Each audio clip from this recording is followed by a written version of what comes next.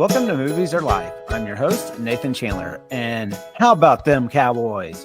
Don't worry, this isn't a sports podcast, but as an avid Cowboys fan, I had to get that out there because today we are discussing the number 47 film on the best rom-coms list, Silver Linings Playbook, which takes place near Philadelphia, therefore explores Philadelphia Eagles fandom and they're rivals to my beloved Cowboys. So I just had to get that out there. But this podcast has a little different dynamic today because I'm inviting two guests in who know each other very well. So in person, sitting next to me, this may be the closest we've ever sat by each other, maybe besides at a church somewhere, but is my mother-in-law, Jennifer Graham, who has been a guest several times on the podcast. How are you doing? I'm doing great. Doing great. And then calling in from Chicago is Jennifer's sister and first-time guest, Terri Lackey. How are you doing, Terri? I'm okay. I'm just okay. Mad at me that I am making you do this? Yes, actually called on me to do this. So yes. Don't tell us all your woes. Well, we were talking before. Terri signed up to do this movie a long time ago and said, I'll do it if Jennifer does it as well. And that was a while back, and you were just hoping that I had forgotten. I had.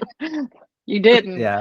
No, I didn't. So I didn't really realize how fitting this movie would be for this discussion because I had forgotten how Bradley Cooper's character in this, Pat, pretty much says whatever he is thinking. And I thought that it's so amazing that I have two Lackey sisters with me that do pretty much the same thing. So I don't know. Don't you agree with that sentiment? That must have been why I thought this movie was so adorable, because they say whatever they want to. I'm thinking, oh, if only real life could be like that. You're like, I really connect with these people. I'm not sure why. Well, thank you for doing this. And so let's travel to the city of brotherly love to talk all things love, mental health, and dance competitions with Silver Linings Playbook. What are you going to do with yourself? I'm getting trim, getting really fit for Nikki. Patrick, she left. She's gone. Doc, I have one incident. I come home from work, I see my wife's in the shower. I pull the curtain back. So yeah, I snapped. Hey, Tiffany. Is this Pat? You look nice. Thank you. I'm not flirting with you. I didn't think you were. Look, I think you're really pretty, but I'm married, okay? So am I. No, that's confusing. He's dead. Silver Linings Playbook is a 2012 American romantic comedy drama film written and directed by David O. Russell. The film is based on Matthew Quick's 2008 novel, The Silver Linings Playbook. It stars Bradley Cooper and Jennifer Lawrence, with Robert De Niro and Jackie Weaver in supporting roles. The story takes place in Ridley Park, Pennsylvania. Cooper plays Pat, a man with bipolar disorder who is released from a psychiatric hospital and moves back in with his parents, played by De Niro and Weaver. Pat is determined to win back his estranged wife, but then he meets a young widow, Tiffany Maxwell, played by Jennifer Lawrence, who offers to help him get his wife back if he enters a dance competition with her. The two become closer as they train, and Pat, his father, and Tiffany examine their relationships with each other as they cope with their situation. Silver Linings Playbook premiered at the 2012 Toronto International Film Festival in early September of 2012, and then was later released in November of that same year. The film opened to critical acclaim with praise for Russell's direction and the performances of Cooper and Lawrence. It grossed $236.4 million worldwide. A recipient of several accolades, it received 8 nominations at the 85th Academy Awards, including Best Picture, Best Director, and Best Adapted Screenplay, with Lawrence winning the Academy Award for Best Actress. So there you go. So I guess, did either of you see this film when it originally came out in 2012? I saw the film immediately. I probably saw it immediately because it seems like a very, very, very, very long time ago that I saw it. So that would be almost, 12, 13 years ago? What's this year? 2024. Yeah, about roughly 12 years ago. Yeah, so 12, 13 years ago.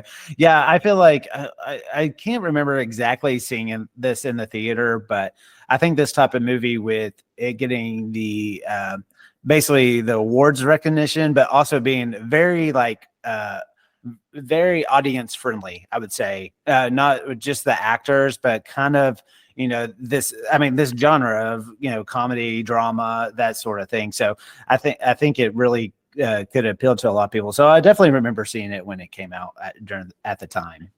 Yeah, I'm not sure how audience friendly, because I don't think you would take your children to see it just because some of the dialogue in the movie. Yeah, So, no, I'm just saying like a movie with big movie stars. So Bradley Cooper, Jennifer Lawrence, just kind of these are, even though these were earlier roles for Cooper and Lawrence, I mean, they were familiar to audiences and good looking Hollywood actors, I would say. It was yes. the film. So I thought that Cooper won an award as well. I'm not sure, but I thought they both won an Oscar. Him for the male support, him for the male. No, okay. No. And I think he's still been trying to earn that that statue. He hasn't gotten one yet. No, he hasn't gotten one yet. So yeah, but well, yeah. Have you all seen Maestro yet? I did like see. He might get one for that. Yeah, he'll probably get one for that. I didn't like the smoking in it, but I liked his performance. I felt like everything. I felt like smoke.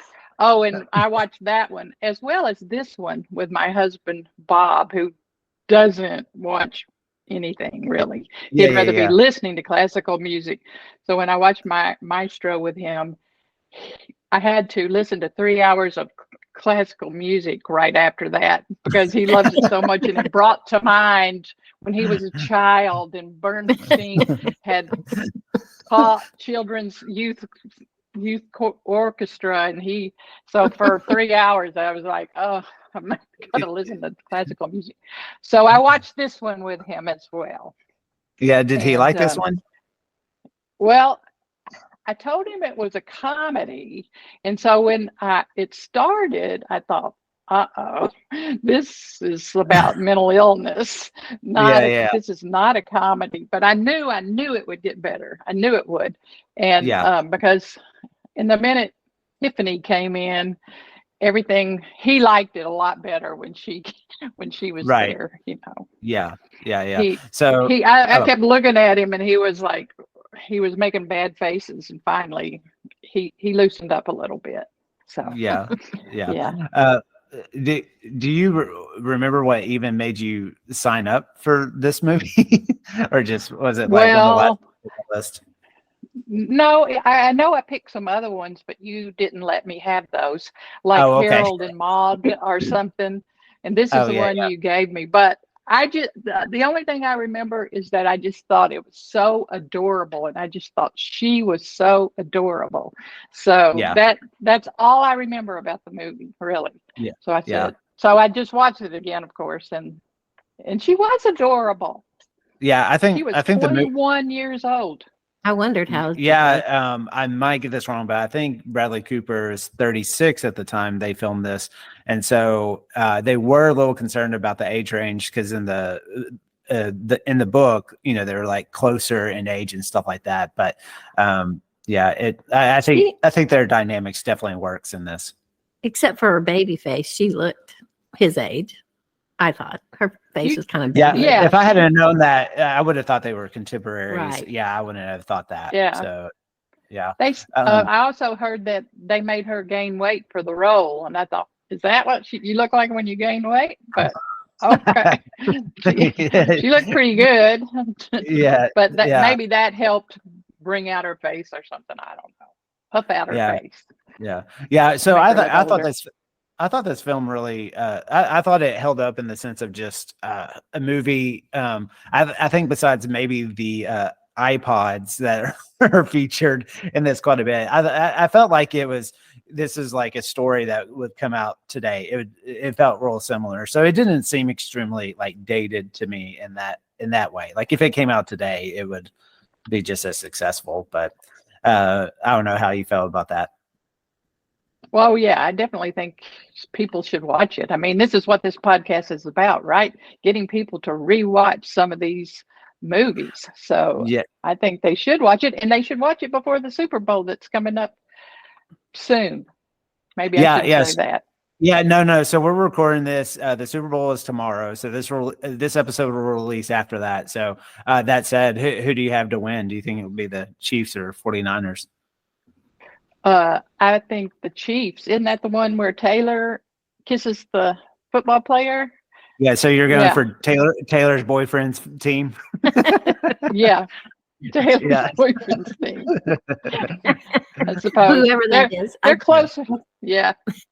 I don't Chief. know his name. Yeah. And I didn't really know much about her. Yeah. Should you do you want to say that you think the 49ers will win, and then I'll edit in whichever one, so it makes it sound like you know what you're talking about? I think the 49ers will win. I think what are the other ones called? The Chiefs. The Chiefs. I think the Chiefs will win. So I'm not a big sports person. So this movie for me that we were just watching, Silver Linings Playbook, is not about sports for me. It's about craziness. I like the crazy part. Yeah. So like kind of leaning into that a little bit. And I wanted to talk to you about that. Yeah. How do you feel about this? I do like how this movie touches on fandom. Like I said in the intro of this, it's a lot of Eagles talk, and that's really hard for me to digest a little bit. But I think it says a lot about fandom. And I think even in a way, obviously you start to kind of realize with Pat that and his relationship to his father, that it's almost like his father may not have been diagnosed as bipolar, but definitely he's got some things going on, and you can see where Pat gets it from. And I think it's an interesting take on fandom in the sense of basically gambling addiction, and how that is almost cast off as a normal thing. Like more not normal, but acceptable, I guess you could say. Also superstition. Yeah, superstition. That's the thing I looked at, because they had to do the same. He had to do the same thing over and over. And his family just lived with his addiction, not his addiction, but his problem. But they couldn't live with the sons because it was too far out there. But yeah. Well, OCD is probably what the father had, but they were definitely along the same crazy line, I think. And so luckily the wife, what was her name? Jackie, or that might have been her real name. Anyway, she kept the family tethered, I believe. So it's all about the women being the heroes of the day. Yeah. Right. Keeping the family tethered to real life. Yeah. And today, interesting about gambling is today, gambling is just, everywhere. So you just FanDuel or whatever the gambling app is, you can gamble anywhere and everywhere now. So maybe not in those days, it wasn't so prevalent. Yeah, and a big part of sports shows now are even talking about the overs and unders, and that's definitely sports shows are sponsored by like FanDuel and DraftKings and all these things, and so as a sports fan, I feel like I'm a pretty good fan. I feel like I do keep it in check, but I do think this movie in a lot of ways kind of is just like it's also showcasing the ridiculousness of something that we don't have any control of. But and also this, I have the Cowboy jerseys with the players' names on the back of it. Like, and even when I'm putting them on, I'm thinking like, I know I feel like a 13-year-old boy right now, but just like how silly it is, but also especially in a community like Philadelphia and other areas, like how much it plays into the makeup of the whole community.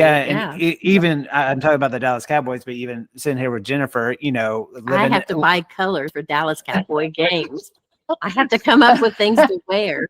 But I was even being in the city of Norman, where the University of Oklahoma, resides, just like how much Saturdays here are, even if you don't like football, it's like a time where you gather and you get with people, you get with friends.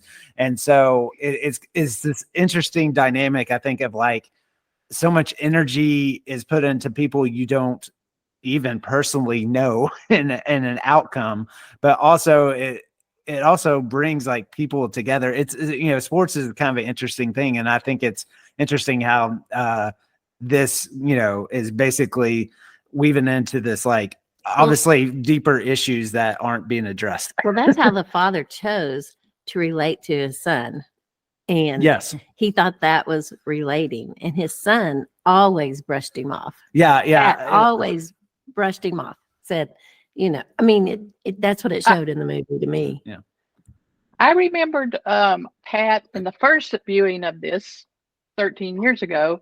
I thought he was a real fan, but in this movie, he was not as much of a fan as his father was of the sport. But I remembered him being all gung ho for it as well. But no, he was just going along with what his father wanted. Yeah. I think. It's like he reluctantly wears the jerseys almost, and not. It's like I like that portrayal in it, because he definitely doesn't dislike them, but it's probably just how I make Jennifer watch a Dallas Cowboys game. I come and go. Why did he wear that jersey to the first dinner where his friend invited him to dinner with Tiffany's sister and they were going to have dinner? He wore that jersey. Why did he wear that jersey? Did his father give it to him, or no? I think he thought his wife was going to be there. Yeah, maybe his wife. I think she also likes. Yeah, likes it. I think maybe it's also probably like maybe one of the nicer things he actually owns in his closet too. So it was new. Maybe I don't. Yeah, we're never led to believe that he, because a lot of the times we see a garbage bag, over him, or in a hoodie, So I really like the scene a lot, and kind of I would say I do really enjoy this movie. One thing I kind of get hung up on a little bit, and I kind of had to change my opinion a little bit when I was doing some research on this.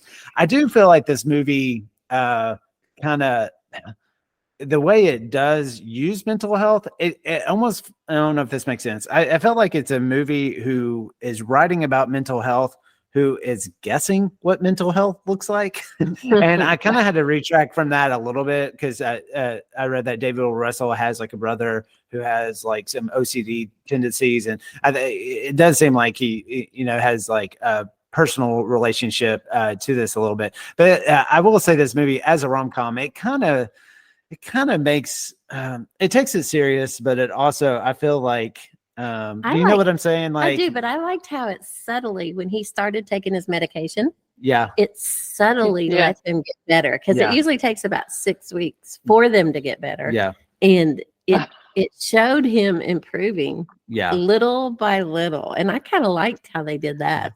I think I just kind of struggled, because I think Cooper and Lawrence are awesome in this. And I think they're so good, but also because it's them, the actors themselves, I have a hard time thinking that these people actually have mental health issues.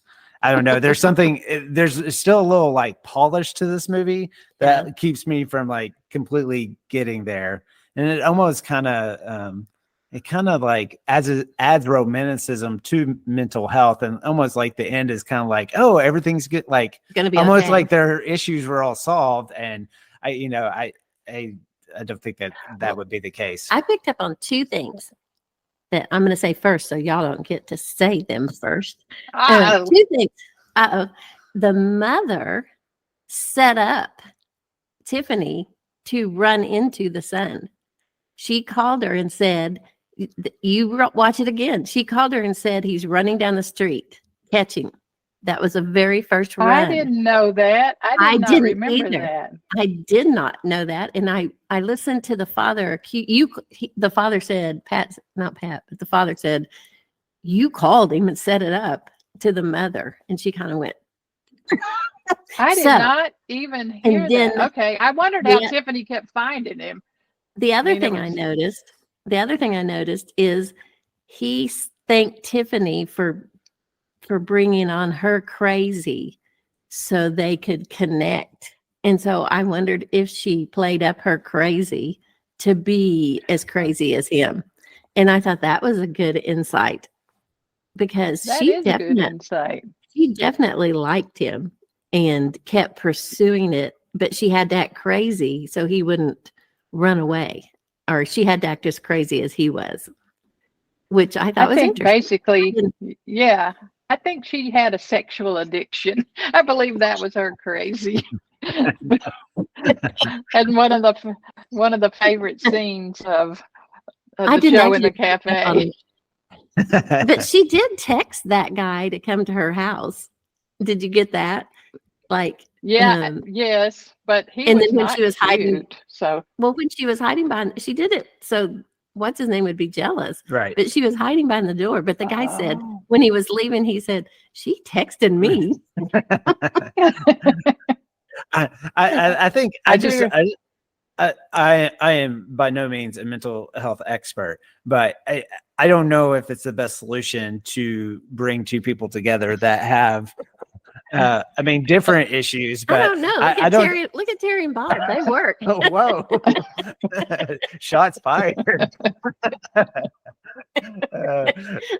They work well too. Yeah. So I feel like you need the like Jackie Weaver character in the relationship. You know, I don't think you need like two, Robert De Niro's like in the relationship. True. Yeah. So I always think that Jackie Weaver, that lady, Yeah. I always think she's the person that was on that show that oh, never mind. Just edit this out. You know the show about the old crotchety man that was on a long time ago? I always think she was the daughter. Oh, But she's not. the daughter.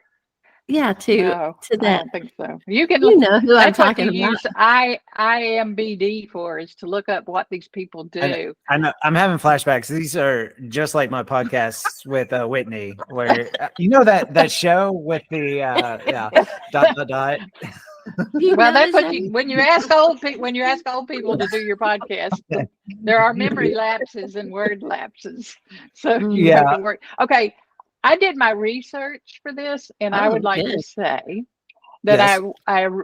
I read from a Child Mind Institute article about Silver Linings, an Okay. irreverent but real look at mental illness. And what it said is, part of the message of the movie is that it takes a lot of mutual support for people to be their best selves, whether or not mental illness is involved. And that if we're not afraid of mental illness and we don't try to hide it, woohoo, we can help people manage their symptoms and live up to their potential. So they were trying to, they were helping each other out in managing their symptoms and living up to their potential. I'm looking for you all. I've lost you. So so I did research. I can't see you anymore. What do we do? I do like that a lot, and I do like that about this movie, that basically how the people all around them were never trying to hide like who they were or those issues and that sort of thing. And exactly what you just said. It's just like especially I think as a society as a whole, we like to hide the things that are going wrong. And I don't know, maybe, there's definitely some extremes where they do let it all hang out, and some, throwing books out of windows and that sort of thing. But like, yes, I like how the friends, they all kind of know about it, but they don't seem to be judgmental about it. They don't judge. They can't. How can they judge? Because they're in that situation themselves.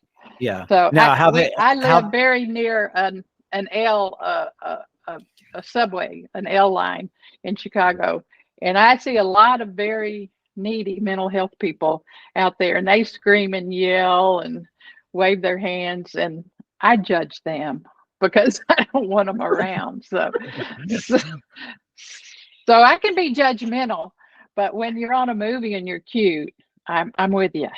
Like Jennifer Lawrence. Yeah. If you're cute, if you're good looking and you're funny, okay, you can. Okay. Yeah. Well, I can accept you. Yeah. We can be friends. Are you super familiar with David O. Russell, the director? Like, so some of his other movies are Flirting with Disaster, Three Kings, that one really put him on the map. That's with like George Clooney's in that one. I've never watched either one of those. Oh, okay. I need to. Flirting with Disaster is pretty good. I Heart Huckabees. I watched that. Yeah, The Fighter was like probably his first movie to really gain some Oscar attention, and then that which led to this film. And then after this, he did American Hustle and Joy, and then his latest movie, I didn't see it because I actually heard how bad it was Amsterdam. Did you all see that one? It seems like we Christian Bale was in that one. I haven't seen it yet because I have heard how bad it is, but I'm gonna see it because bad doesn't matter to me. But I am gonna go back and watch Joy, and I probably maybe watched. I don't know. You can't Joy. I went and looked it up because really I'm gonna want to go and watch everything Jennifer Lawrence is in. So, do you remember the first movie she was in? Winter Bone. That's what made her famous. I watched that. And the the bow and arrow movies. Hunger Games. Hunger Games. The bow and arrow movies. Yeah, I watched those. I didn't watch those. I don't like those. Yeah, I did watch those, but the Winter Bone was very good, and so I thought I'm going to go and watch. Yeah, it's hard, but I'm going to go and watch her in Joy if I can find Joy. I don't know about American Hustle. I might have watched that. Yeah, so Joy, also Bradley Cooper's in that movie, and also Robert De Niro. And so we'll talk a little bit later about the chemistry between the two. But this was the first movie of what ended up being 4 movies that Lawrence and Cooper did together. 3 of the 4 were directed by David O. Russell, and so there's all that to say. I think there's definitely chemistry there. Like that really definitely elevates this movie. Leading into I saw her.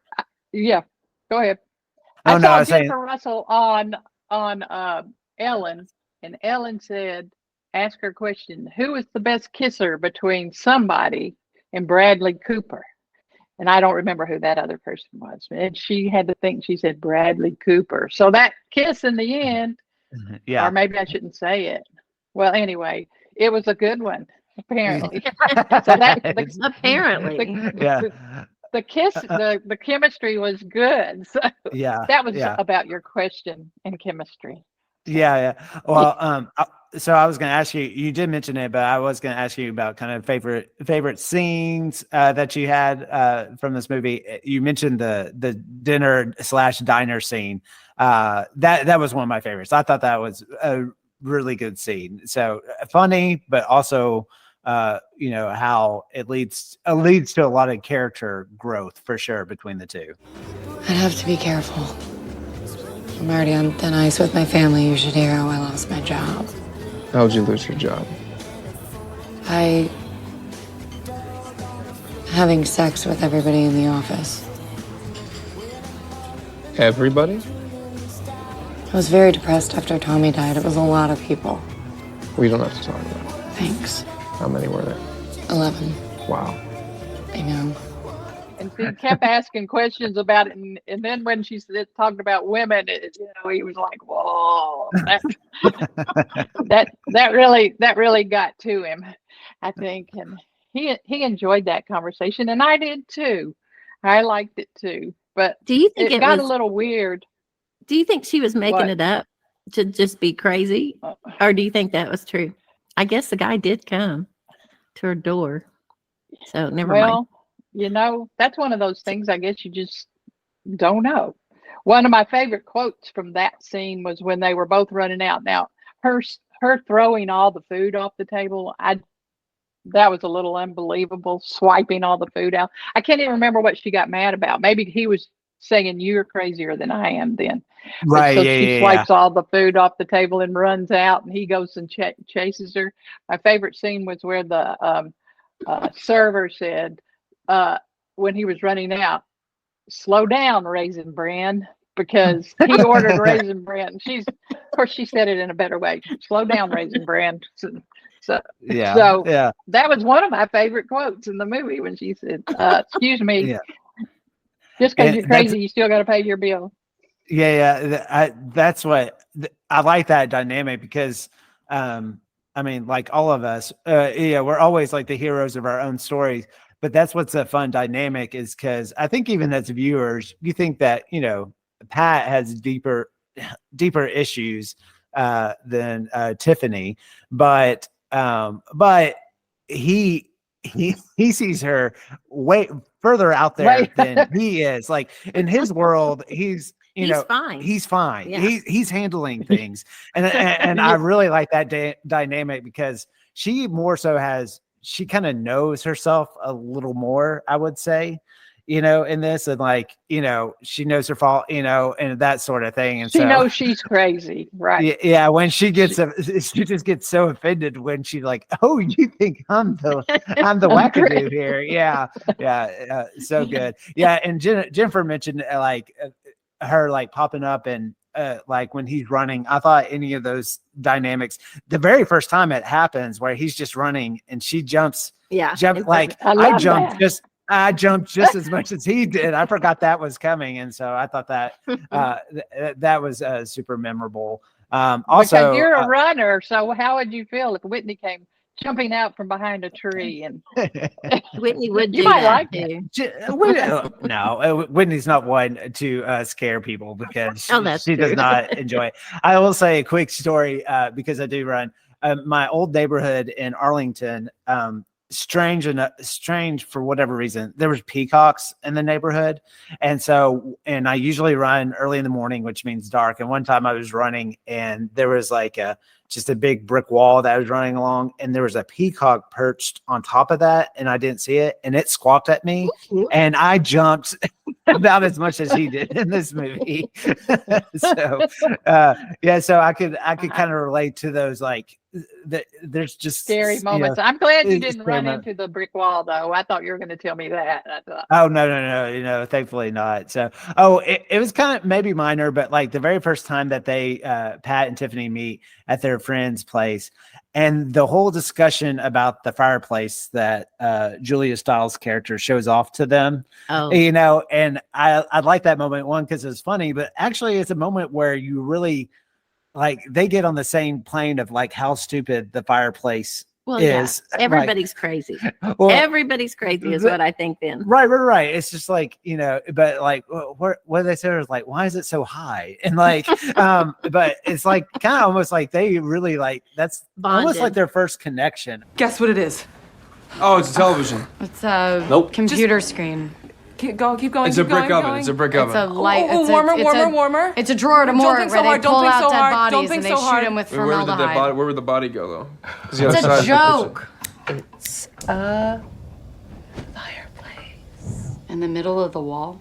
They both looked at each other like, she's crazy. like, Mm-hmm.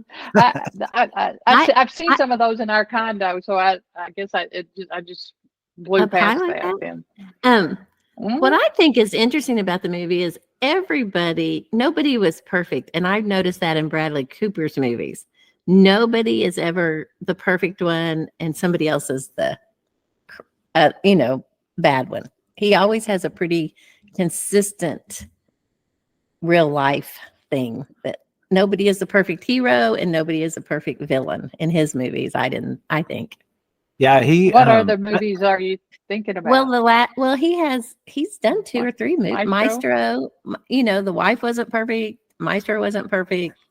I just like it. It's pretty real. His movies are pretty dead on with problems and good things, I think. I've always really liked him a lot. I haven't seen like all his movies, but he did one with what's her name?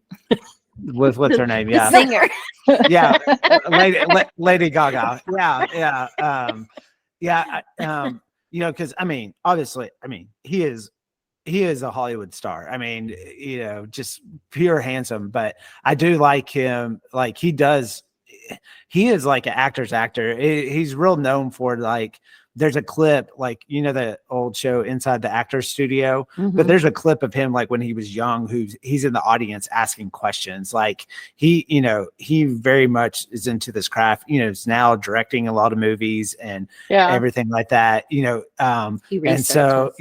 so he does take on very challenging roles. And I think despite how good he looks, you definitely see he plays very troubled characters. Right. And He has yeah, depth to yeah. him.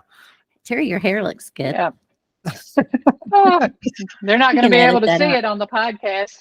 Well, he can edit that out. Yeah. Your bangs look good. And definitely, I think moment towards the end where things are really blowing up, and Tiffany pops into the house and kind of deconstructs everybody, and Pat, his dad's like philosophy about like, the Eagles have won every time Pat is with me. I like that part too. That's right. You are why I'm today's the reason happening. why today happened. I think so. Let's talk about that. Be my guest. The first night that Pat and I met at my sister's, the Eagles beat the 49ers handily 40-26. The second time we got together, we went for a run, and the Phillies beat the Dodgers 7-5 in the NLCS. She's right, Dad. The next time we went for a run, the Eagles beat the Falcons 27-14. Wow. The third time we got together, we had Raisin Bran in the diner, and the Phillies dominated Tampa Bay in the fourth game of the World Series 10-2. Oh, wow. Fascinating. Let me think about that. Wait a minute. Well, why don't you think about when the Eagles beat the Seahawks 14-7? He was with you? He was with me. We went for a run. Really? There have been no games since Pat and I have been rehearsing every day, and if Pat had been with me like he was supposed to, he wouldn't have gotten in a fight. He wouldn't be in trouble. Maybe the Eagles beat the New York Giants. I like that De scene Niro's with delivery there, where he's like, "Yeah, she's right. Yeah. She's right. Yeah." I felt So- like she was the real fan. She was more of a fan than Pat. He knew everything. Yeah. And that's when I knew she might become part of the family. Who knows? Well, I couldn't figure out who the redhead friend was of the father. Was that the mother's brother? Why did they put up with him? The gambler, the one that. There's just a family friend. I thought it was maybe her brother, like an uncle. I But thought he was bald. Was he redheaded or bald? There was a redheaded bald. cop. Yeah. There was a redheaded cop, and the cop. What I thought he had minimal hair. But I thought that was one really kind of like nitpick I had. I didn't know if do cops get assigned like that? To Like crazy people. to people, no, but he Yeah. liked Tiffany, and so he was following him The because cop he liked liked Tiffany. Tiffany. Yeah, he asked for her Yeah. number like when he breaks up the Oh. fight that they are having, the very public fight. Yeah. I thought maybe he did it because he knew she put out. Oh, well. Well, there you could go. be that. Or at least she said she does. Whether she does or not, we don't really know. And I would say probably two things I did definitely remember most about this movie, because it probably I hadn't seen it probably since it had come out, was one, the garbage bag, for whatever reason, like He wears it all the wearing time. it when when he's running to cut weight. And the other was the end dance scene. I always remembered that, and I felt like it played out just as well this time, even though I knew what was coming. I just love the almost. I mean, they're definitely doing a good job, but in comparison, I just love when they first walk in and see the Oh my actual gosh. professional dancers. Right. But yeah, do you guys like that in scene? I did really like how they all of a sudden it dawned on her. I mean, he didn't ever think they were going to make it, but it dawned on her. Oh my God, what am I up against? And he was ready for it. Yeah, And I couldn't believe when I saw those professional dancers that they got such low scores. I thought, why are they only giving them 7? They're like hanging from the rafters. Why? Yeah. Why? And I thought these guys are never going to do it. But of course, you knew in the movie they were going to get the score they needed. But I thought they should have gotten 2s compared to the professional dance 7s. I did like watching it the second time because I couldn't figure out what they were betting on the first time. I mean, I didn't realize they were betting on 2 things. And the first time I watched it, I thought, okay, good. They got a 5. Oh, they won the bet. But I didn't get it the first time. Yeah. What Well, I thought was almost like, I think the tendency might have been to almost intercut the game with them dancing almost, because both things had to happen for his dad to win the bet. And I like how the game almost just becomes a forethought. Like you quickly know right off the bat how the game goes, and that's not the issue. And I think I'm just saying, I think the tendency maybe to build suspense would be to intercut between the two and all this kind of stuff. But instead of just solely focusing on them and their competition, I mean, it all hinged on them. And then the fact that it's just 5 as this average score that they have to get, and everybody's excitement when they hit it, it's just a great moment. That was a good scene. Yeah, I liked it. Movie Musings. So Terri, you actually mentioned the scene, and so my first question for both of you, but do you like Raisin Bran? No, not the raisins. No, it gets too soggy. You have to eat it too fast. I like kashi. Yeah. That's your cereal of choice. Kashi, yeah, because you can go and talk to somebody for a little while and it's still crunchy when you get back to it. But Raisin Bran softens up too fast. You mentioned that scene, but yeah, I do think it's hilarious. I hadn't remembered that aspect of that diner scene, and that's what he orders. I know.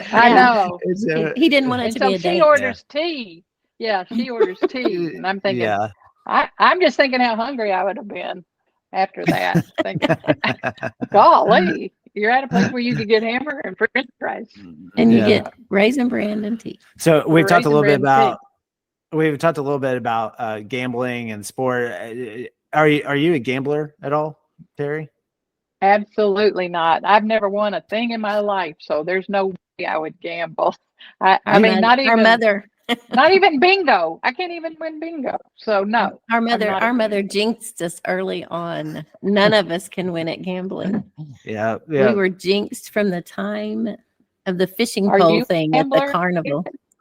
No, not at all. I mean, I've done fun little thing, and when I say little here, but I just can't. I enjoy sports for what they are. And so I had a hard time even when I did fantasy football. Not that it wasn't fun, and there wasn't even much on the line there as far as money goes, but like it just completely skewed the way I watched the games and stuff, and it just became like just not fun for me. So yeah, right. If there's a game, I'm just for whoever's doing well. Woo! They made a touchdown. I'm so excited. Or the other team made a touchdown. So I just get excited when the good plays happen. I don't care who's making them.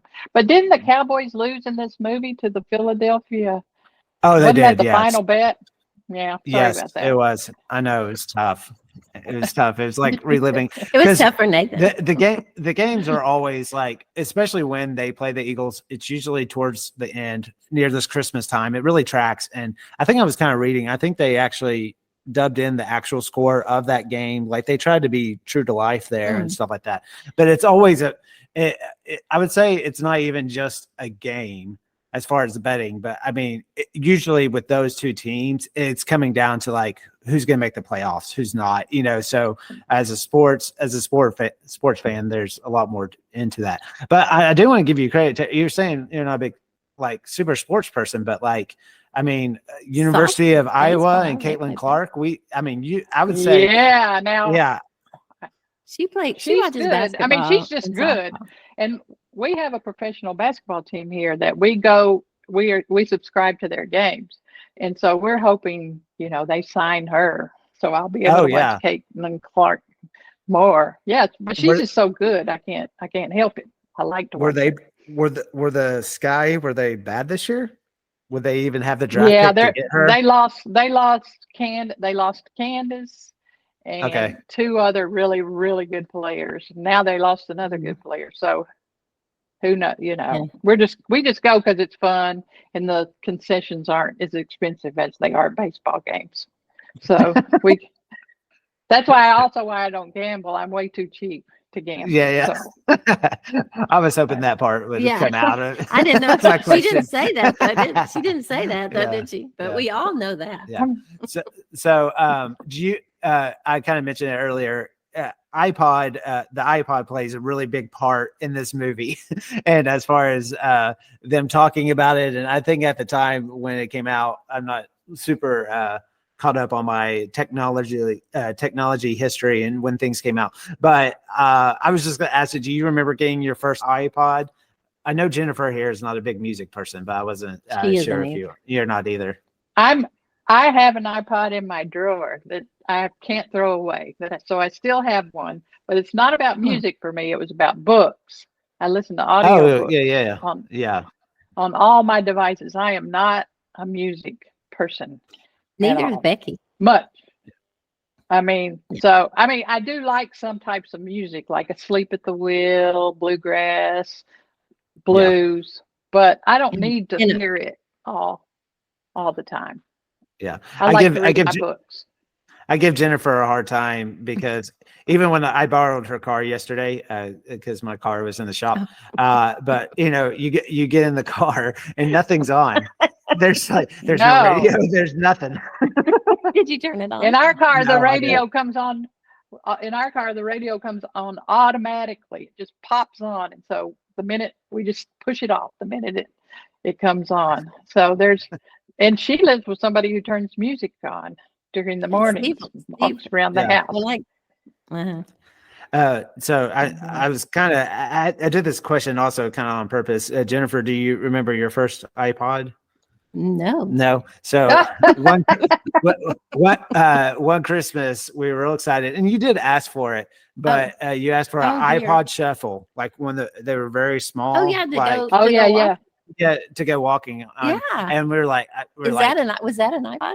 It was a version of an iPod. Okay, yeah, I do remember. Yeah. And that so was good. Anyway, we're like, yeah, you could put like as many songs as you want on it, like different artists and stuff. And you were like, I just want this one CD.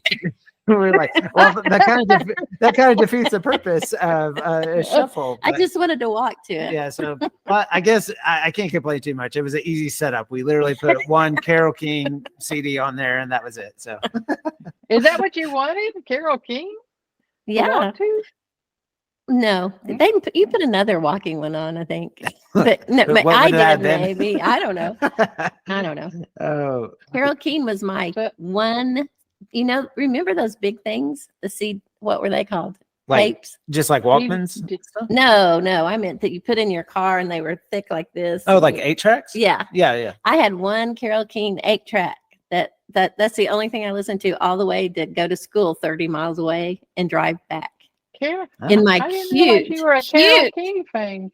Cute little red car with a white seats and a white top. It was a Regal something. I was cute until I was about 9 months pregnant, and then I wasn't quite as cute.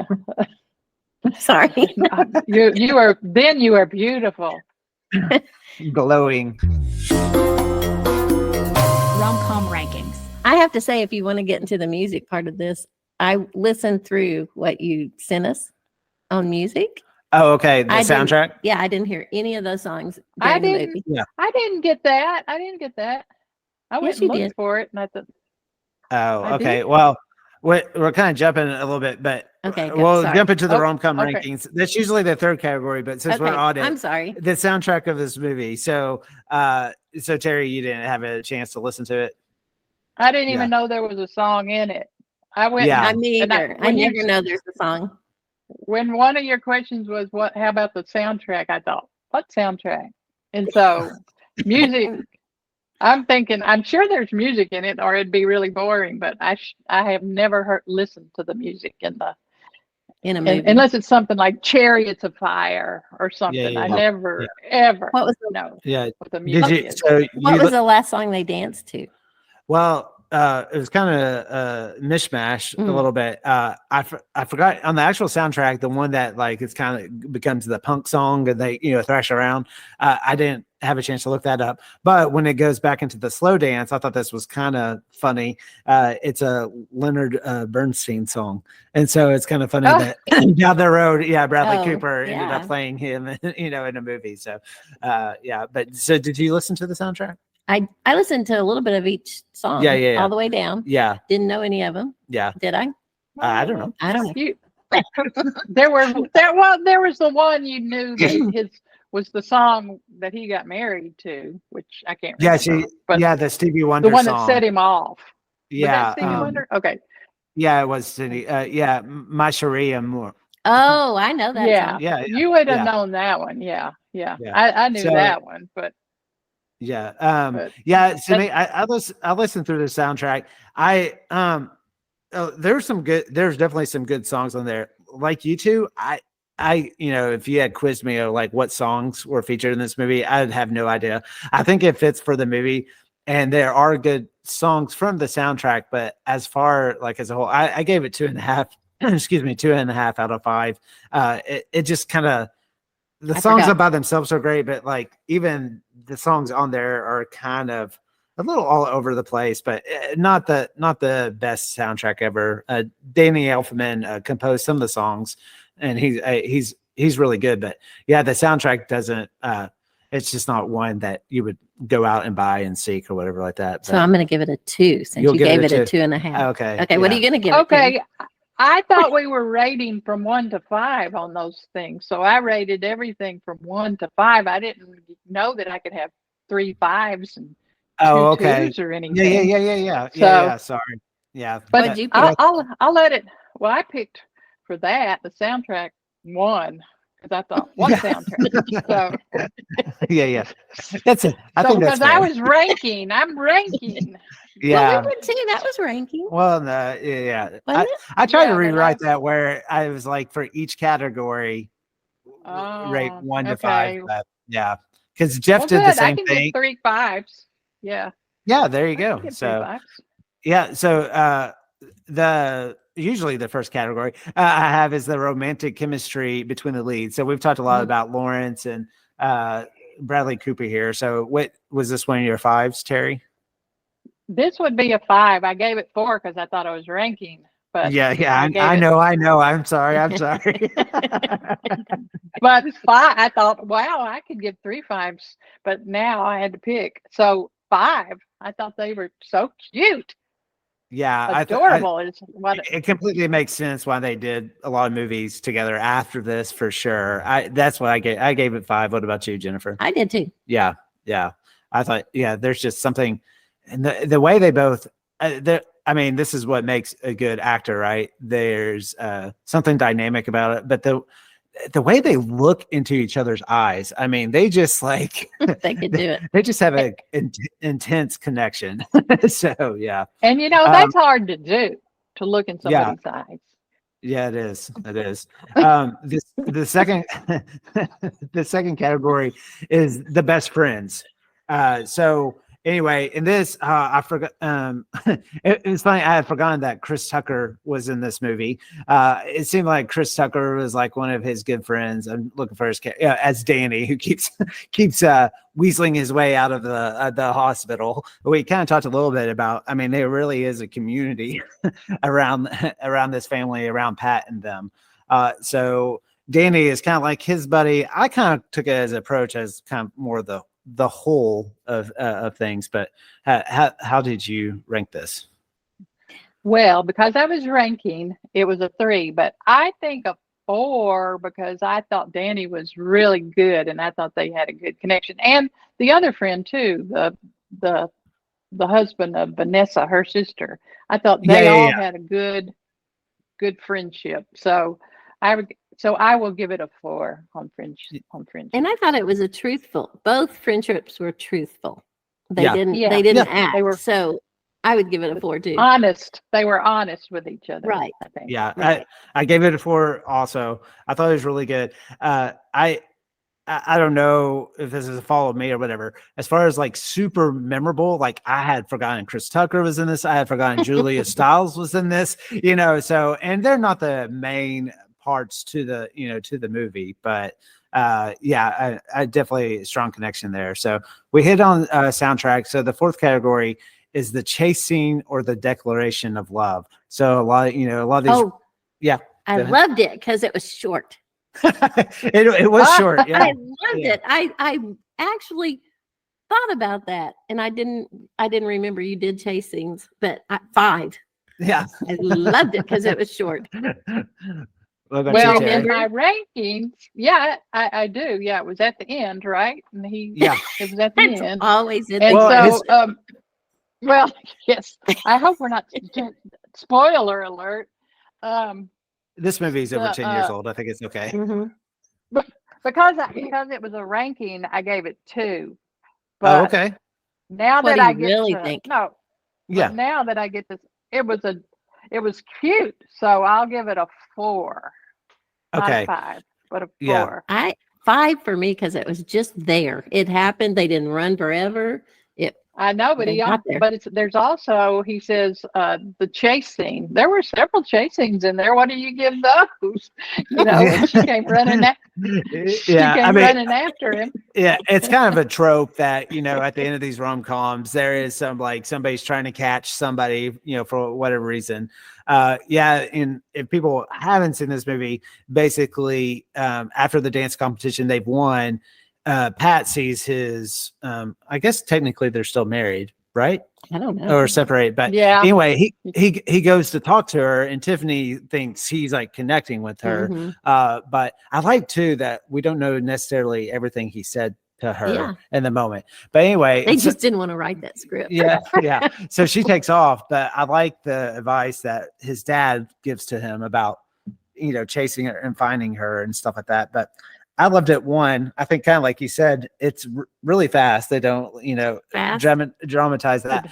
I like how it plays into all the other previous scenes you were mentioning, Terry, the chase scenes, but it plays into him running, and she's always the one coming up behind him. Yeah, chasing right, him. right. That's a And good so point. I like how it's flipped that way. And then I just think, you could say it was cheesy but I loved his his line. The only way you can meet my Crazy was by doing something crazy yourself. Thank you. I love you. I knew it the minute I met you. I'm sorry it took so long for me to catch up. I just got stuck. Pat. I wrote that a week ago. You wrote that a week ago? Yes, I did. You let me lie to you for a week? I was trying to be romantic. It's great. And then how the camera zooms away. Oh, you gave it 5 hearts too. Yeah, I gave it 5. I loved it. Yeah. So I just thought, definitely kind of a tropey thing, but because it plays on to those running scenes that we had seen before, and just his moment of just clarity and just, and I like the fact that she's like, you knew that I wrote that letter for a week, and I was trying to be romantic, I like, or whatever. So maybe I should change to a 5 because I think I did cry during that scene. So you did anything crying. There was one little part. Yeah. I had to wipe a little my dabbing. yeah. So rewatchability. How do you rank this? I give it a 5 on rewatchability. Oh wow, pretty high. What about you, Jennifer? Yeah, every 5 or 6 years. Yeah. Yeah. I don't need to rewatch it next week. Yeah. I gave it a 4. I do think I was surprised. I think how much I did enjoy it. Oh yeah, this is definitely a good movie. Yeah. So it's fun to watch. I do think, and we haven't talked a whole lot. There are some pretty, intense scenes and fights and stuff like that. So, it's not something like you just said, Jim. I think it's maybe something you revisit every 5 years or so. I was excited about seeing it again. Yeah. And I hadn't seen it in a long time. But if you ever did Lars and the Real Girl, I watched it 17 times. So if there's a comparison. I feel like there's an echo in this podcast. This has been brought up before. If there's a comparison, really Lars and the Real Girl is my favorite. But can you really do a rom-com on a blow-up doll? I'm not sure. No. Well, I don't know. He loved her. It was a little one-sided, Okay. Yeah, he's never wanted to interview me about this movie. I'm just saying I do think about what movies people would click on to listen to, and I don't know if Lars and the Real Girl is definitely a good drive. It is in Pulp Fiction. That's what have you seen Pulp Fiction?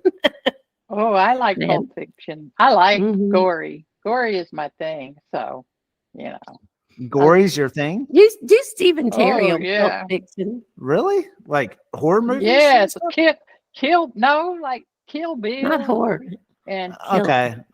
Oh, Steve shoot 'em just up, loves. shoot 'em up. Did you like Country for Old Men? Did you like Country for Old Men? No Country for Old Men. Yes. Oh, Oh, you yeah. and Steve are a lot alike. Anything that's got to shoot. I mean, I don't like blood in real life, but I know it's not real, so I can watch it. You get them all, blood gory up. It's good to Speaking know of you don't like life in watchability. real life. Speaking Even of though I what? don't like it in my real life, watchability, because my memory is so short, I had to watch a lot of just the trailers to remember the movie, so I could watch it once a year probably, and maybe Yeah. I just don't have a memory, so I Did had you to pick really your number? refresh just before. I picked 5. Rewatchability 5. Recommendations. I will tell you what I watched recently, finished and binged on Griselda. Oh, okay. You heard Yeah, of that's I'm sorry, I with can't think of Sophia that. Vargas. Oh, did you like it? And, Did you like it? yeah, I binged it, man. I liked it a lot. And Okay. there's some blood and gore in there, so Steve will like it. And I'd watched all those El Chapo ones, and a lot of the reason I'm watching it because I'm doing Spanish on Duolingo, so I'm seeing if I can catch any of the Spanish. So I'm trying to play catch up now that the Oscar nominations are out, and so we're trying to catch up on all the Best Picture nominees. And it took us a while to sit down and watch it because Whitney wanted to watch it as well. But we finally got a chance to catch up with The Holdovers, which is streaming on Peacock, and I loved it. I just loved it. I really love Alexander Payne movies, but I mean, this was like him, like at his best. And so, if people haven't checked that out, definitely do. There's a reason that it's nominated and that it's winning actor categories. But not the stories. I don't think like super new. Like it's kind of a similar premise, but highlight of it is I just like that the journey that they took and the changes that are made with their characters made complete sense.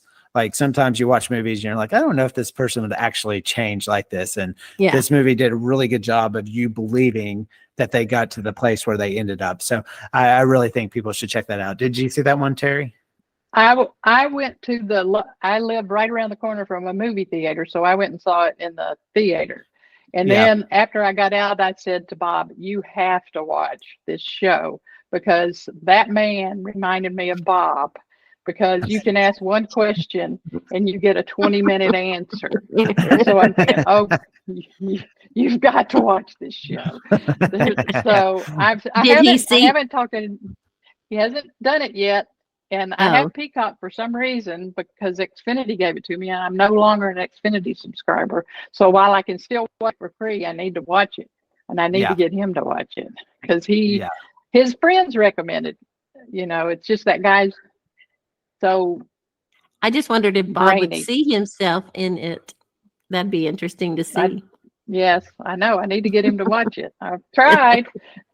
Let us know. So yes, I love that show. So maybe I'll let you know if I can get him to watch that. Okay, great. See what I saw. I think you should interview Bob on that show. Well, first off, thanks for doing this. And remember, people can always visit my website, moviesyourlife.com, for all our episode reviews and more. I have a review up there right now about The Holdovers if you want to read more about my thoughts there. If you love this podcast, please take a moment to rate and review it. It really helps us with finding new listeners. So next week, my plan is take a little break from this rom-com list and talk about a film that's celebrating its 40th anniversary. It's an 80s classic that I actually have never seen. So I'm really excited to watch that movie. I'm just going to leave it at that. Kind of make a little, little mystery in the air, but so make sure to tune into that. And so just want to thank you too for setting this up and doing this. So Yeah. Thanks for you know. all your hard work, Nathan. I know you work hard on these, so Oh yeah, well, I appreciate it. I was like, this is great to have Terri on because she keeps telling me how much work I'm doing and how hard it is. And I I'm bet he like, doesn't edit that out. no, I'm not. Well, it's nice to have found a passion. I'm still looking for one. So. Well, hopefully it doesn't involve too much blood. Yeah. Well, have a great week. Enjoy the Super Bowl, and remember Excelsior. Oh, I never knew what that meant. Well, they explained it in the movie. I don't listen sometimes. It takes a good Google. Okay. So, yeah. All right. Okay. Bye. All right. Thank you all. Bye. It's been fun.